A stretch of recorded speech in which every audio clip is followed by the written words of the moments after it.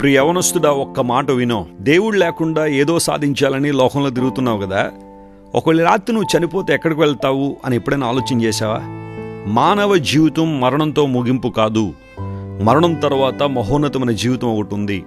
దాన్నే నిత్య జీవము, నిత్య రాజ్యము అన్నారు. ఒక వ్యక్తి రక్షణ పొంది తన పాపం లేతం పశ్చాత్తాపడి క్రీస్తు ప్రభును అంగీకరిస్తే పరలోక రాజ్యానికి చేరుకుంటాడని బైబిల్ సెలవిస్తాం. అలా కాని పక్షంలో సువార్త విని కూడా రక్షణ సువార్త అందించబడినప్పుడు రక్షణ సువార్తకు లోబడకుండా హృదయాన్ని కఠినం చేసుకుని సువార్తను తృణీకరిస్తే, దేవుడు నాకు వద్దు అంటే దేవుడు లేని స్థలంలోనే శాశ్వత కాలం ఉండిపోవాలి. దాన్నే నరకం అన్నా. నరకంలో అగ్ని ఆరదు, పురుగు చావదు. భయంకర వేదన, దుఃఖము, యుగ యుగాలు మానవుడు అందులో బాధను అనుభవించాల్సిందే. అయితే నువ్వు నరకాన్ని తప్పించుకోవాలనే యేసు ప్రభు లోకానికి వచ్చి రక్షణ మార్గాన్ని నీకు అందిస్తున్నారు. ఆయన అంగీకరిస్తే నిత్య రాజ్యంలో ఉంటావు.